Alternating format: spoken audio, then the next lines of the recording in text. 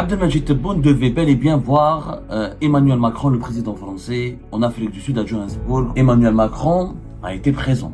Abdelmajid Tebboune était invité. Tebboune n'est pas parti. Pourquoi? La vérité, c'est qu'Abdelmajid Tebboune n'était pas prêt de rencontrer Emmanuel Macron. N'est pas encore prêt à une réconciliation. Parce qu'il avait peur de la réaction du système lui-même. De se faire passer pour un président faible, qui a fait trop de concessions, qui est revenu sur toutes ses positions et qui est en train de perdre tous ses bras de fer. Il s'est lancé dans beaucoup de bras de fer et n'en a gagné aucun. Avec l'Espagne, son bras de fer, il s'est soldé par un échec. Et puis l'Espagne n'a pas changé sa position d'Iota. Je le reconnais toujours, la marocanité du Sahara occidental. Le bras de fer avec les Émirats arabes unis n'a rien donné. La Russie, il s'est énervé un peu avec les Russes, il a pris ses distances. Ça n'a pas marché. Il est revenu, il a essayé de se rabibocher avec les Russes. Ils sont bras de fer avec la France.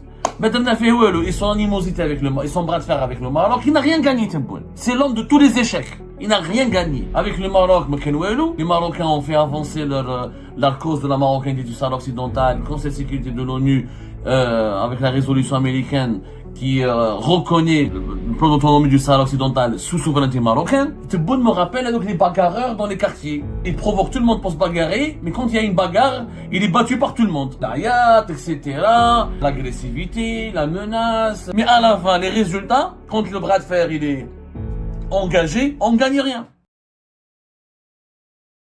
Abdelmajid Tebboune devait bel et bien voir Emmanuel Macron, le président français, en Afrique du Sud, à Johannesburg, en marge des travaux du sommet du G20 qui se sont déroulés le 22 et le 23 novembre dernier.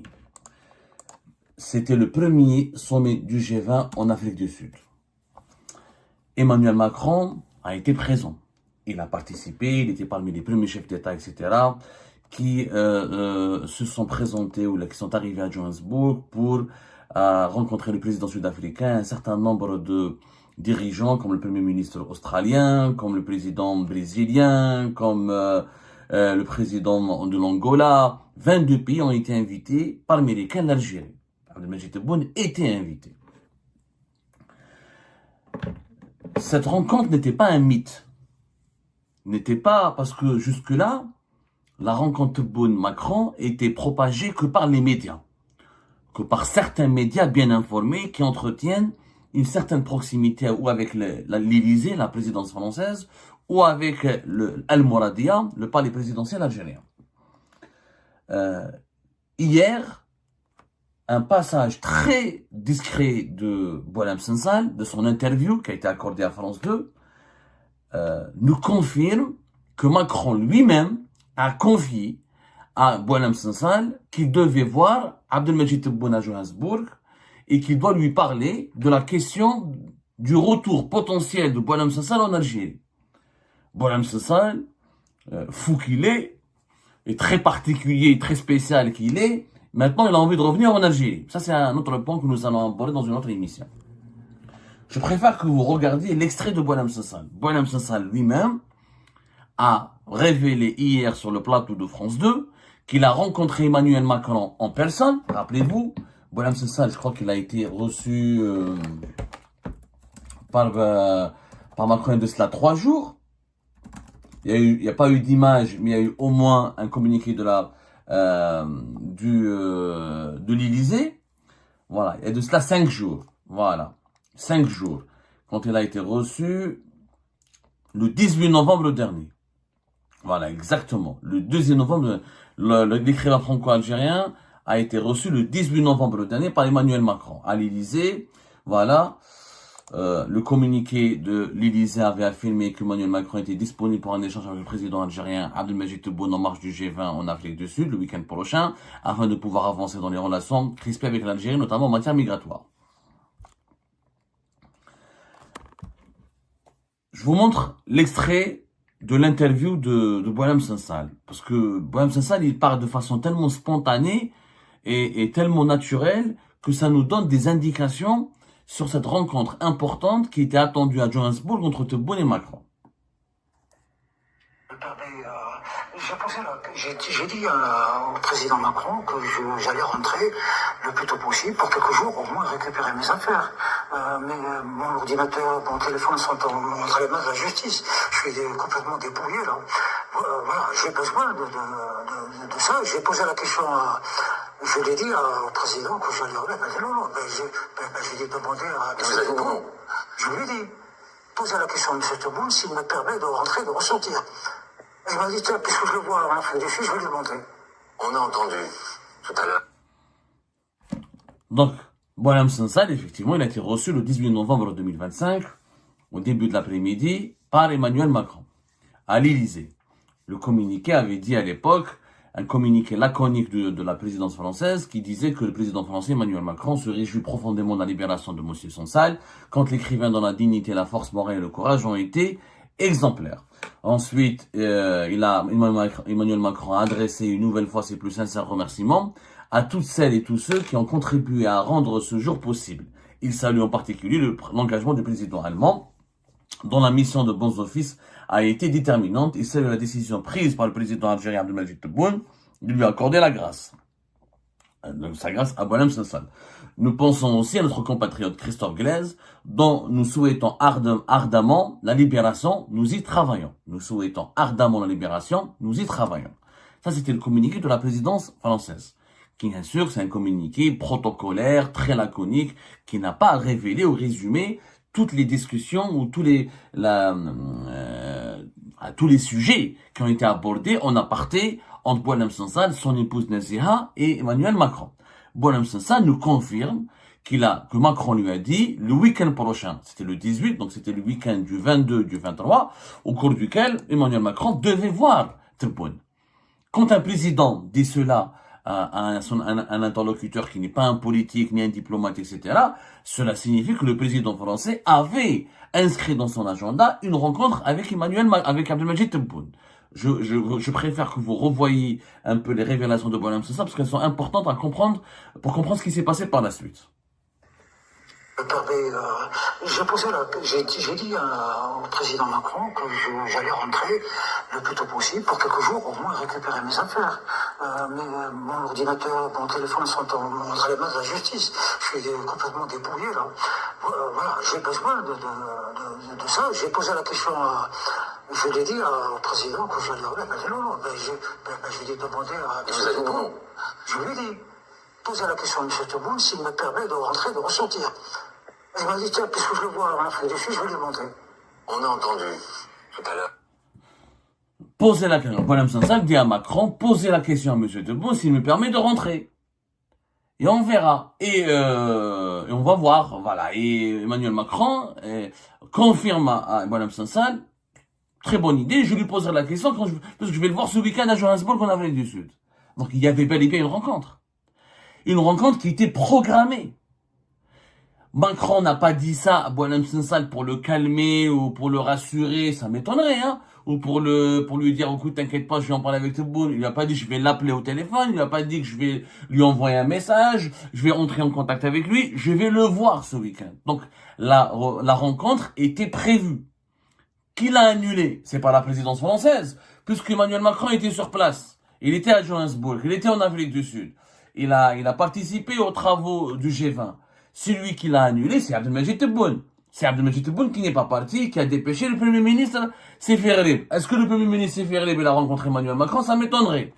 Ça m'étonnerait. De toute façon, Sefer Errib ne connaît rien du tout. Il est Premier ministre depuis quelques mois, il est ministre depuis quelques mois encore, et c'est un novice. C'est un amateur. Il peut pas parler au nom de l'Algérie avec Emmanuel Macron. Et les relations algéro-françaises, c'est un sujet tellement sensible que... Et c'est pas un premier ministre algérien qui pourrait parler au nom du président. C'est une affaire qui concerne que le président. Et le communiqué du 18 novembre de l'APS, enfin, la mise au point, pas un communiqué. C'est pas un communiqué, mais c'est une mise au point de l'APS, l'agence de presse étatique algérienne du 18 novembre dernier, qui a répondu aux critiques qui ont été formulées contre les autorités algériennes en ce qui concerne le vote et l'adhésion de l'Algérie à la résolution américaine sur la Palestine et Gaza, précise très bien que toutes les questions de politique internationale relèvent uniquement de la compétence et du domaine et du pouvoir et des prérogatives du chef de l'État. Donc, Sefer Errib ne pouvait pas parler avec Emmanuel Macron. Tebboune n'est pas parti en Afrique du Sud alors qu'Emmanuel Macron l'attendait. Ça a été annulé à la dernière minute. Et cette révélation de Boualem Sansal nous le confirme. L'interview de Boualem Sansal nous le confirme que jusqu'au 18 novembre, en tout cas 2025, c'est-à-dire à 3 jours avant le sommet du G20 de Johannesburg, Macron s'attendait à voir et à rencontrer Abdelmajid Tebboune à Johannesburg en Afrique du Sud, comme il l'a fait dans le sommet du G7 en 2024, juin 2024 en Italie, pour pouvoir parler avec Tebboune et essayer, en tout cas, signer, au moins officialiser la réconciliation. Tebboune n'est pas parti. Pourquoi? Parce qu'il n'a pas été... des raisons de santé. Je pense que si les raisons de santé étaient le seul motif valable, ils n'auraient jamais confirmé à Macron qu'ils allaient se voir à Johannesburg. Dès le départ, Macron aurait su que, voilà, Tebboune, pour des raisons de santé, il pouvait pas venir à Johannesburg. Mais le 18 novembre, il avait inscrit dans son agenda une rencontre avec le président algérien Abdelmajid Tebboune. Donc c'est pas les raisons de santé qui ont poussé, on n'annule pas une visite importante ou une participation importante à un sommet mondial comme celui du G20 à la dernière minute. C'est qu'il s'est passé quelque chose.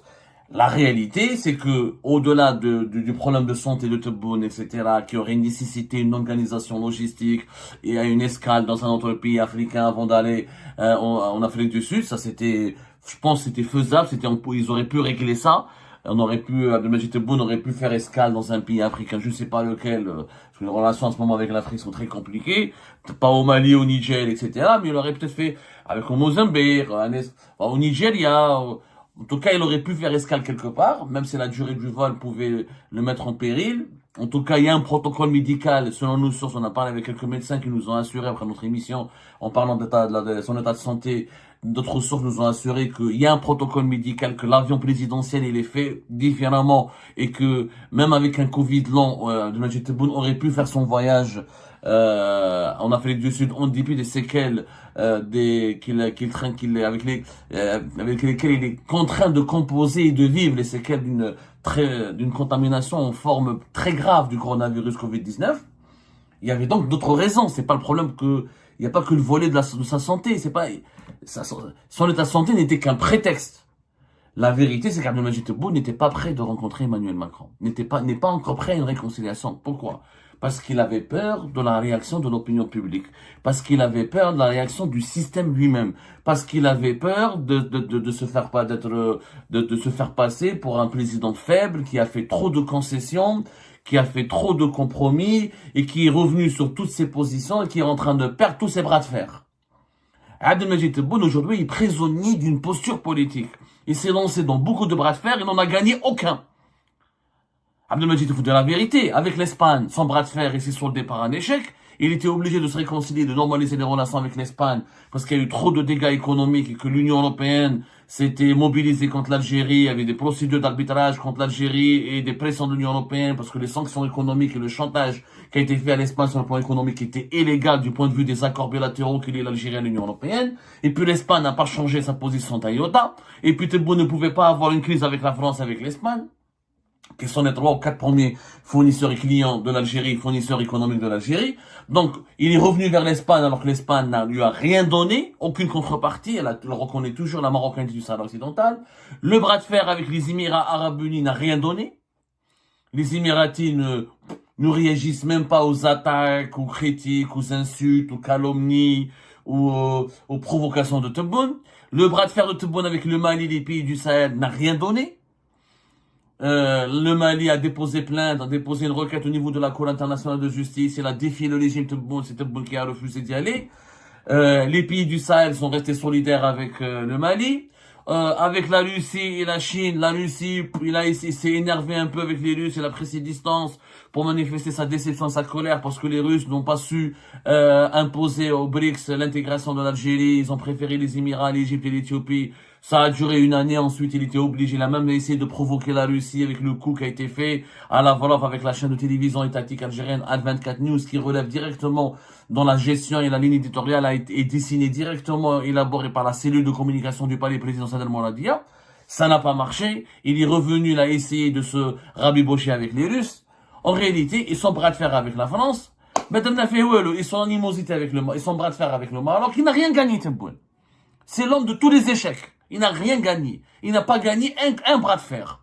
Avec le Maroc, les Marocains ont fait avancer leur cause de la marocanité du Sahara occidental et le 31 octobre dernier, le Conseil de sécurité de l'ONU, avec la résolution américaine qui reconnaît la légitimité, la légalité de l'option d'un plan d'autonomie du Sahara occidental, plan d'autonomie du Sahara occidental sous souveraineté marocaine.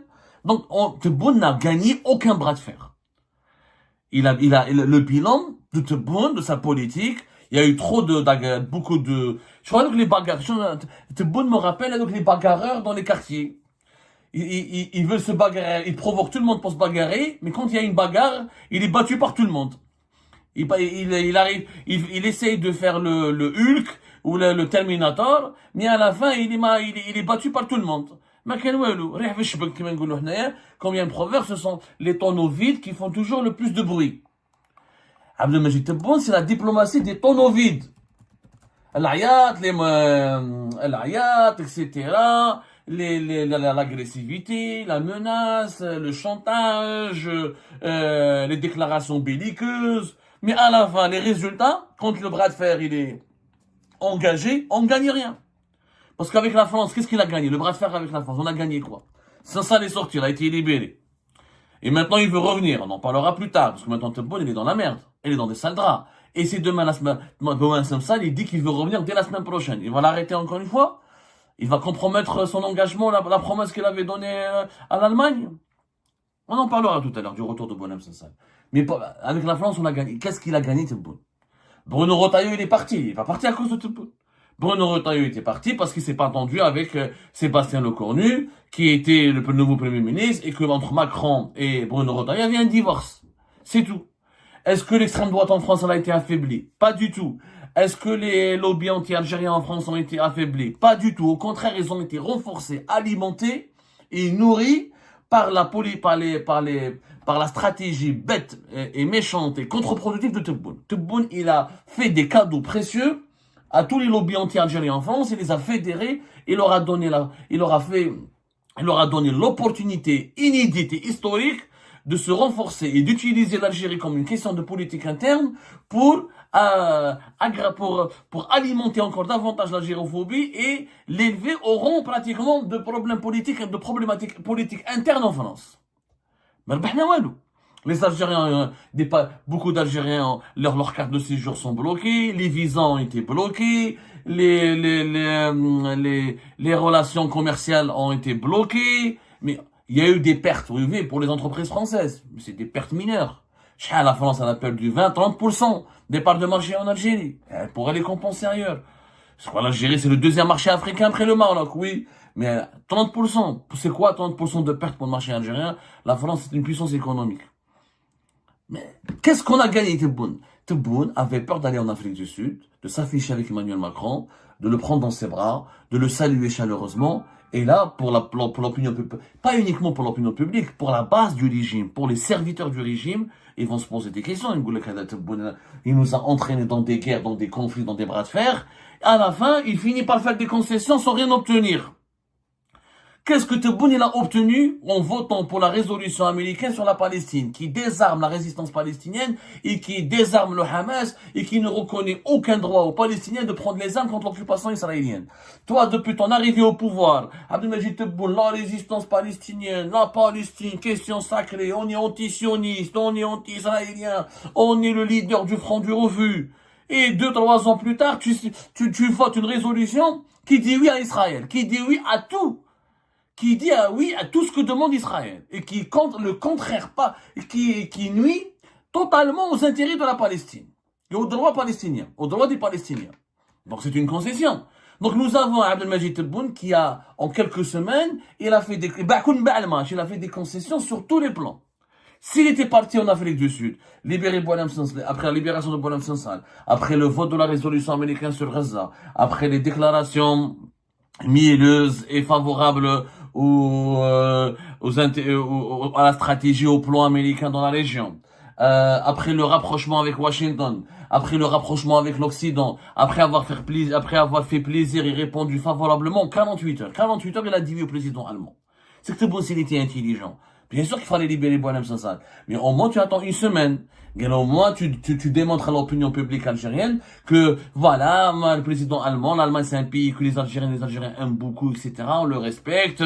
Il a une bonne réputation. L'Allemagne, elle a une bonne réputation en Algérie, etc. Mais, et au moins, tu mets une semaine. Au bout de 48 heures, tu le libères. Ça veut dire que tu es obéis à une puissance étrangère. Donc, ton discours souverainiste, de puissance régionale. Personne ne dicte à l'Algérie sa ligne de conduite. L'Algérie est un État indépendant à tout prix. On a peur de personne. Ah, donc tu t'es dégonflé. Tebboune s'est dégonflé sur tous les plans. Donc s'il devait partir encore une fois en Afrique du Sud, à Johannesburg, pour serrer la main à Emmanuel Macron et sceller la réconciliation, c'est pas l'opinion publique, parce que Abdelmajid Tebboune n'a pas beaucoup de considération et beaucoup de considération pour le peuple algérien, pour l'opinion publique. Il a peur de sa base fidèle, c'est-à-dire de son propre, la base fidèle du régime. Elle est aujourd'hui animée par le doute, elle est divisée par le doute. Les partisans de Tebboune au sein du régime, les services de sécurité, l'institution militaire, l'État profond, l'administration au service de Tebboune, elle commence elle-même à exprimer des doutes. Le président, il est instable. Il crie, il bombe le torse, il montre ses muscles, à la fin il se dégonfle. Tebboune a peur de ne plus se faire respecter, de ne plus inspirer le respect, de ne plus inspirer la crainte et de ne plus inspirer la confiance de sa propre base. Il commence à s'inquiéter. Je pense que ses conseillers lui ont dit, Monsieur le Président, il faut vraiment faire attention.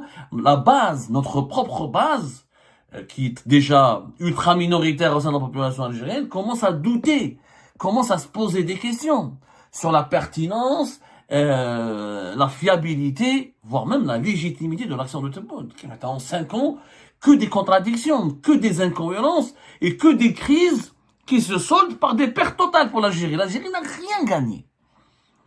Boualem Sansal, au départ, avant sa libération, les sources du régime algérien, les médias du régime algérien, on ne donnera pas Boualem Sansal si on récupère pas MFDZ, on ne donnera pas Boualem Sansal si on récupère pas Hicham Aboud, on ne donnera pas Boualem Sansal si on récupère pas Beslam Bouchoueb. L'Algérie n'a rien récupéré. Elle n'a même pas récupéré une chaussette. Et elle a donné Boualem Sansal. Donc tout ça, c'est des tonneaux vides. Il faut lire le proverbe. Les tonneaux vides sont ceux qui font le plus de bruit. Ce proverbe illustre parfaitement la diplomatie de Abdelmajid Tebboune, la gestion de Abdelmajid Tebboune. Les gens, il parle, mais sans rien dire de concret. Il fait rien de concret, parce qu'il n'est pas capable de faire du concret. Maintenant, il est piégé. Il est vraiment, l'affaire Boualem Sansal, c'est un piège. On lui a dit. Ça fait 1 année, on lui a dit, tu es en train de tomber dans un piège, ta façon de tourner contre toi. Et le piège, la véritable signification de ce piège, Tebboune va la comprendre d'ici 1 semaine, parce que Boualem Sansal, il a envie de rentrer. Si Boualem Sansal, il revient, et qu'aucun mal ne lui sera infligé, alors les Algériens et les Algériens vont se poser des questions. Et ben voilà, c'est la fin de cette vidéo. Je vous remercie toutes et tous, comme d'habitude, pour avoir suivi la vidéo jusqu'à la fin. N'oubliez pas de nous laisser vos commentaires et vos réactions sur le sujet de cette vidéo et de partager le contenu si ça vous intéresse. Et je tiens toujours à remercier nos abonnés et les personnes qui réagissent de façon régulière sur nos vidéos et qui nous suivent et qui nous laissent des commentaires. Donc merci beaucoup pour votre dynamisme et pour votre sens de partage et de discussion. Donc voilà, sans vous, ce contenu n'a pas vraiment de valeur sans cette communauté qui ne cesse de s'accroître. Donc merci beaucoup et à la prochaine dans une nouvelle vidéo. Au revoir.